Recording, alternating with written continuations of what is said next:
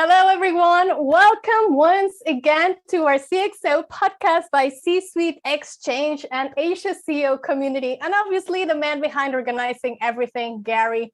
Thank you for getting all these wonderful speakers. I know that our members really appreciate all the wonderful content that we have, and especially now in this day and age that it's just so easy to learn online, to get other people's experiences. We are very, very grateful. My name is Yamilette. As you know, I'm your host for season 3, and this is our episode 4. And we have a speaker that it's in between places. As a lot of us, you may relate, he is based in Hong Kong, but also traveling to Switzerland. He's from Eastern Europe, but also Germany. So he has all of this mix to his background that is very important to manage, to lead, and to grow a business. And the topic that we have today, it's also very different from previous topics because I personally have to say I'm not very versed into this asset distressed shares and stuff that he does. So we are very, very happy to learn from him and to get more understanding behind what it takes, as I said, to grow such a business in this world. So please welcome here on our online stage, whatever you are listening from or watching us on YouTube, morning, evening, or afternoon, we have Oleg G. He is the Chief Executive Officer at Crassula Assets Hong Kong Limited. And as I said before, what they do is they're a global specialist, acquired and manager of distressed assets portfolios in Central and Eastern Europe. How are you, Oleg? Everything great. Thank you, Yamilette. Appreciate it. That's fantastic intro. Firstly, I'd like to say thanks, Gary, for making this platform and, the team behind you there sitting, listening, watching. Thanks. Yamilette, from where shall we start? Give me a guide. We would like to know more or less your background, Oleg. As I said, we were just chatting backstage, and that's how I know that you are all of these coming and going and traveling, and you have such a diverse background that I'm sure impacts what you're doing today. So why don't you tell us more about yourself? How did you start in this business, and what are you doing at the moment? Originally, I'm pure entrepreneur, and for the last, it's 15 as I calculate now. Soon it will be around 16 years. I'm presented in Asia with 11 years background in Beijing, and it's 5 years in Hong Kong. Being traveling all the time between Hong Kong and Switzerland, between Hong Kong and Germany, between Asia and Europe, I was able to unite with my current partners and create this non-performing loan portfolios, non-performing loan fund, which is basing on the real estate, acquiring real estate or assets backed by real estate from different European banks. Have you ever been in this industry, or did you start? It's not that I started when I was in kindergarten, definitely. So when firstly I came to China, I established my logistics company. It was focusing on transportation of different goods from Asia to Eastern Europe to former USSR countries. And that was pretty successful. Doing this business, I was able to introduce another product to my customers, or service, let's call it, as a factoring business. So we were able to buy invoices with discounts and help, let's call it, kind of financial service to our customers, that they were able to pay to the factories without freezing their own money for a longer period. So we were giving let's say, not credits, but helping in finance to them. On the later stages, 4 years ago, me and my partners from Switzerland, we decided to unite our forces, and we created this non-performing loan fund based in Luxembourg. And originally, my team, they have 13 years experience on that market, doing this NPL business. And I was, thanks to them, they were generous enough to invite me to their business. So I became shareholder, then I became operational officer there, and currently my duty there is to attract investors and promote the products in Asia, specifically in Hong Kong and China mainland. And in China, in Hong Kong, we are presented as two companies. So originally, the company is Linkscape Investments, which sits in Switzerland. And in Hong Kong, it is presented by Crassula Assets HK Limited, the one which you just mentioned. It's an operational company. And Linkscape Investments Asia, that's a newly acquired company with a Type 9 license, asset management license. So we're a reporting company to SFC. And basing on these two companies, we're creating a new fund in Hong Kong in order to, let's call it as a platform for local investors. When I'm saying local, I mean China mainland and Chinese Hong Kong. And that's a platform to attract people to invest into our fund in Luxembourg with the diverse markets we are working at. Super, thank you for that. And I'm sure our audience, you're very, very knowledgeable and you may understand about distressed assets, but can you, for those who may not know exactly all the details behind distressed assets, can you explain a little bit more for us? Absolutely. Allow me to do it in a pretty simple way. So we have a commercial, let's say, company. The company decided to take a loan from the bank.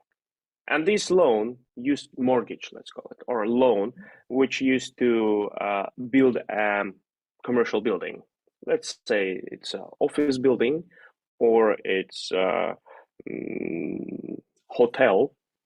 And after for example, it was built and then business goes not very well for that company. And bank takes over this asset, the property.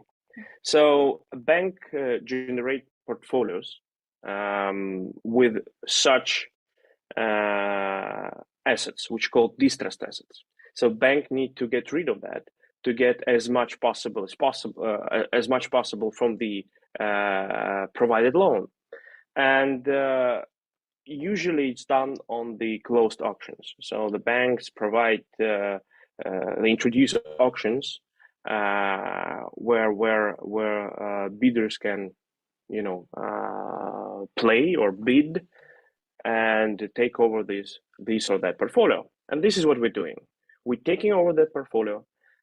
We perform it, which means we invest money to make it, let's say, this or that asset better. And then we rent it out or we sell it. That's it. So that's simple as it is. The hard point here is that in Asia, not everyone knows how to enter European market. And that's why actually we create this platform in Asia as a bridge to European market. Yeah, adding value to the challenges we may see here in Asia. Because of the global situation at the moment, are you seeing more companies trading at distressed levels because of the sanctions or the inability to normally trade? I'd say, let me answer it a little bit different, not directly answering your question. It will be indirect answer. We see more opportunities for us because Okay. more and more distressed assets appears on the market. So we are on that position that it's bad to say what I will say, but it's a very good time for entering the market. Usually the lowest point of instability is a good entrance point for us. Okay. Is it answer your question? Yes, I know. We also have to be quite cautious in that. I just was wondering if because of these political issues that more companies are getting into that situation of being in a distressed level, or it's not really affecting them too much in Eastern Europe. No, it is definitely affected, especially Eastern Europe, in terms of let's say the markets are cautious right now. They're not sure what's going on, but look, as I said, the team has the experience of 13 years, and we see in our historical performance during the serious economical troubles around the world, we see how to react and we see where to enter. So reacting, adapting, being flexible is one of the main points. True, absolutely. That will be the main point. Absolutely. You're absolutely right. You're saying you don't understand how it works. No, you know, perfect. Well, there's always things to learn. I also want to know, like, how can you extract the value of these companies? Because again, going back, and I don't want to dwell on restrictions or geopolitical situations, but how your competitive advantage as a company and with your team with so much experience is to extract value of these distressed assets. Can you tell us how do you do it? Is there any specific tricks or pointers that you want to share with our audience about this added value? Well, there are no tricks. It's pretty simple. Most important way how we work with our partners and what gives us success. We are transparent. We are honest. I do believe that everyone's saying that, you will not see any entrepreneur, company, or politically exposed person who would say, no, we are not honest and buy our product. No, you will not see it. But, people feel it. People feel truth. So we never exaggerate our potential. We just show, once again, basing on the historical data, collected historical data by our performance, how it works. So transparency and being honest, that's probably the main trick here. That's such a great point, because I'm sure a lot of people always think about financial institutions or non-financial institutions are popping up now, that there's something at the back, right, that they're not telling us, and the trust is very hard to build. So I'm sure that's why you have this great portfolio and such a great presence in the market. You were talking about opportunities, and I love the fact that you were very positive and pivot my question more into the positive side rather than the negative. But there's also challenges. So what are the opportunities versus the challenges that you are seeing now in this market? Well, opportunities we already discussed. It's just being on the right edge of the time when to entering the market. Challenges to convince people, convince investors, convince partners that this or that is the right moment, because the challenge for us is to promote this kind of product which we offer in Asia. Firstly, because we promote the product which, let's say, sits in Europe, and it's pretty far away. Well, okay, it's let's say 9 hours flying away. It was before the COVID and quarantine. Now it's 9 hours flying and 2 weeks quarantine if we fly from Europe to Asia. But that will be a challenge to help people understand what is the product, why it's so far away, why people should invest or shouldn't invest, and the easiest answer will be European environment in terms of economic environment, stability of the currency. If you compare it with other markets, it's most stable market in general. We're not talking about the situation which happening for the last 2-3 weeks. We see the prices skyrocketing for gas, oil, other commodities, but that's temporary. That's why we're not offering the product as an investment for 2-3 weeks. On average, the life duration of the investment instrument, investment assets or portfolio is 3 to 5 years. And this is horizon during which everything gets much more stable after serious economical bumps. If I'm a new investor, because I'm sure a seasoned investor who understands these flows and they will not get stressed about this perhaps geopolitical situations that happened and they're not going to impact in the long run my asset. But if I'm an entrepreneur, I would like to invest in one of your portfolios, and I really obviously rely on your advice because I don't know where to go. But how do you make the entrepreneurs or anyone new in the market understand this, that it's more so looking at the long run and not only seeing the details that are in front of us, but the details that we can see as a holistic view? How do you approach the situation when you may get someone that it's not very seasoned in this industry? If I understand you correctly, you mean your question is what is the positive point if you look into the horizon, if you look into the perspective? How can your team help someone that it's new in the ecosystem? All right, so definitely you have to compare with other traditional products, let's say bonds, corporate bonds, stocks, simple real estate investment when you buy apartment somewhere and you're expecting to sell it in 5-10 years or 15 years. Well, definitely it's again 5 years, and you compare it with product which we promote. So once again, being a distressed asset, that means you get into that product, you get this product, you get this asset on a cheap price, and again, basing on the retrospective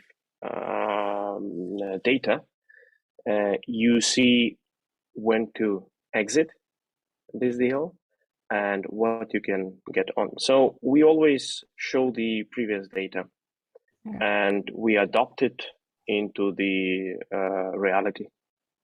That's how we try to promote and convince. So from what I'm hearing is data is super important in your line of business. The historical data and the track record, I'd say.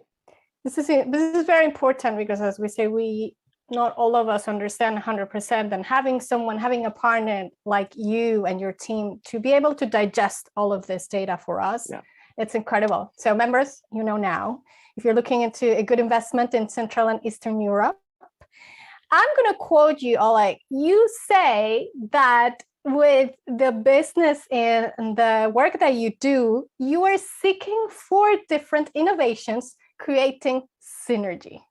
What is this? Yeah. What does that mean? Like, can you give us an example of successful synergies that you've done with innovation? You know, with innovation, I'd like you to let's say rephrase your question, because when you're saying innovation, in which way? Being entrepreneur is what kind of innovation you can create or promote when you meet people. And my duty is to meet people and make people see the reality and feel comfortable before they're making decision, and with their decision also, and give them security. How can you give any? So that will be my question to you. How would you even expect to give any innovation? There is no innovation in honesty and trust, right? There is nothing. So would you maybe I don't understand correct. Maybe you would say a different way. I was just going back to what you say, and you quote that you always look synergies that are looking for different innovations. So does that mean that you want to have a synergy or to create a relationship with your clients in the innovation space, or you want to be innovative enough to give them that certainty and trust so they can be happy with the results, and not innovation by creating a technology, but perhaps your approach, as you were saying, being honest, being transparent, something that perhaps some of the financial institutions haven't always been great at. So that could be a side of utilizing your soft skills in an innovative way. So would it be more that you're seeking synergies in the innovation space, or you're seeking to utilize different approaches to create those synergies? Allow me to answer it in this way. I wouldn't agree, and I wouldn't use the word innovation here, especially in terms of synergy. The core idea here is people working with people, and once again, you cannot create anything more than trust and honesty, and that's what moves the deal. That's what helps to create synergy. And synergy in case of my business, it will be sitting with you as a client, understand well your needs, show from my side to show you what we have, and there will be a synergy in agreeing or disagree. You would say, yes, I'm interested because, well, it gives me safety, security, it increases my financial status, let's say. And from the other hand, you could say, that's not what I'm looking for. I'm looking for 200% profit in 2 weeks. So I'm a risk taker. I'm willing to do, well, doesn't matter what, and I'm ready to risk. And that will be a synergy, because I would say, you're absolutely right, and I'm not your product. So that will be also a synergy. So there is no specific innovation. I can say that there are some innovations in our product, specifically in the product, but that nothing to do with the synergy. So what are these innovations in the product that you can share with us? The way how we able to satisfy. Can you hear me? Oh yeah, you're back. Yeah. Yep. All right. No. Well, I heard you perfectly, and nothing happened. So innovation in our product is that we give a little bit higher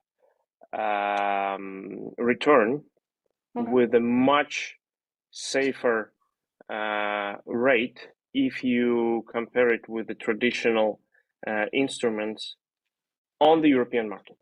Okay. Safest, legally protected market. And these innovations are, it's funny, now I want to use this innovation with the synergy. This innovation, I would say it's more uniqueness. It's not even innovation. It's a unique product that we were focusing on. We created product, and the barriers to enter that market from, let's say, for others participants, it's much more higher for them. So we are already on the market, and we've been playing at the bridge. So I hope it answers somehow your question. Yeah, no, we're going back. I was trying to make it very, how to say, more politically right answering that question. So I'm trying to be very careful on the wording. No, that is perfect. I guess a lot of people watching us. Yeah. No, we totally understand, and that's fair enough. But we're going back, and you're right. All of the new ideas you can bring forward, this safety net in your product, it's because, I guess, your strategic partnership that you have with the financial institutions or maybe legal institutions that allow you to be one of the first options for investments in Europe and Central Europe and Eastern Europe, giving your clients that security and that perhaps lower rate. Is it correct? It has to do also with all those partnerships that you create. I'd say yes. It's once again, it's about trustworthy. It's not like you cannot come out from the street to the shop and say, well, I want to take this and that. It's not working like that. Definitely, it's all about partnership. So money is all about partnership. And now here you are connecting two things. We spoke about data, how important data it is for you and for your clients, but also the human side, the human capital with this partnership building relationships and expanding network. And that's why we're also very, very grateful that you are sharing this with our network and our community here at Asia CO. What's coming next in this time, COVID times, pandemic? Travel has changed. I'm sure the view in investment in how people want to do this it's also changing. So what are some of the next steps that yourself and your team are taking, or is there any exciting projects in the upcoming future that you can share with us? So firstly, it's crucial to state that markets are overflowed with money. Let's say the potential investors, that sits on the money. They are not sure because of the COVID, firstly, for the last 2 years. And then this crisis in Europe, which is happening right now. And the whole world is affected by this crisis. And definitely money are there. People looking for the opportunities, where to put it, to save it. So right now it's mostly about to save money, not to multiply it, just to keep the real value of that money, not to lose the real value of that money, I'd say. And that's why the Hong Kong fund which I mentioned just briefly at the beginning, will be launched in the next 2-3 months in Hong Kong. It's a little bit hard for me to do it while I'm sitting here in Europe, because, I used to travel with my family, but I have small kids, and going to Hong Kong and just in case if someone, get positive, then these things about separation, I don't want to discuss it. It's not comfortable for anyone. Understandable, but not comfortable. So I'm postponing my return to Hong Kong until end of August. But meanwhile, my team in Hong Kong, they're trying hard to finalize the fund which we're making there. that will be another new product, kind of new product for Hong Kong. Real estate backed fund with potential bridging to fund in Luxembourg. That sounds very interesting. If someone here in Hong Kong, any of our members in Hong Kong wants to get in touch, who do they contact? Do they get in touch directly with you, Oleg, or is there anybody specifically in your team? Well, definitely, if anyone wants to contact me directly, that's easy to do. You guys have my contact.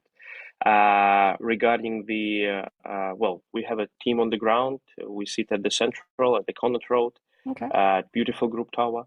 And my team is there, so we're always open to answer all the questions and meet people.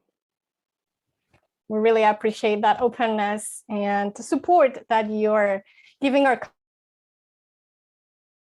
I know we can't talk forever about these situations and try to explain more why people should look into these assets and the products, but I want to know, what's the main idea, the main objective, or the main point that you would like to tell our audience? Let's say advice and how to look into the investment in the future, or anything else that you want to add on in regards of the company or the team or the projects that you are working on. Anything you would like to share with our audience? Well, I'd say it's not just sharing or giving advices. I can just wish everyone to keep its own stamina and stay positive, because it's everything what's happening right now is temporary in terms of crisis, but everything will be back on track. What about the business side? Well, that's definitely about business side, what I'm saying, because I see the light at the end of the tunnel, and it's on the distance of my hand. I love that quote. The light at the end of the tunnel is the distance of my hand. And again, that was so honest and so transparent that it's showing us right away, community, that obviously Oleg and his team and everything they're working on, it's supported by transparency, honesty. Their main goal is to keep you and your assets safe. And as you were saying, it's very interesting that you said that it's at the moment, it's to look at it in a different light, not only the growth or the multiplication of our assets, but keeping them safe is the one of the main things, if I may take from our conversation. That's true. This is how I feel. I'm sorry for interrupting you. No. But that's really true. This is how I see the impression on what's going on. You can get by meeting people. As more people you meet, more your vision and understanding getting wider. And what I see, and I'm meeting a lot of people from different countries. Even now during COVID, it looks like I'm traveling more than before. People thinking about to save, to preserve, and yeah. And I want to add, and please tell me if I'm wrong, but also we would like our audience and our members to see that there's no point to being fearful about something that perhaps we don't understand, like investing in distressed assets, but there's a lot of opportunity. So instead of fearing, just by hearing these words, distressed assets, I should be just going through traditional products. No, there's a lot of opportunity, and Oleg here and his team will make you feel safe. We go back to that word and guide you through the whole journey, I'm sure. True. That's correct. Super. Well, if there's anything else that you want to add, Oleg, I know you are also very busy. We appreciate your time and you're giving to our community. But if not, we have more speakers later on in this season 3 of the CXO podcast. This was episode 4, very interesting, talking about distressed assets with Oleg in London. And hopefully we can see you in Hong Kong very, very soon and also do it face to face. Thank you very much, Yamilette. That was great. Well, in August, I'll be back. So definitely I'll be happy to meet you guys in person. And thanks to Gary once again of making these sessions when we're able to meet our groups by groups, maybe a larger number of groups can meet. But yeah, see you soon. Perfect. Thank you, Gary. Thank you, Asia CEO community. Thank you so much. Thank you, everyone. We'll see you soon next time.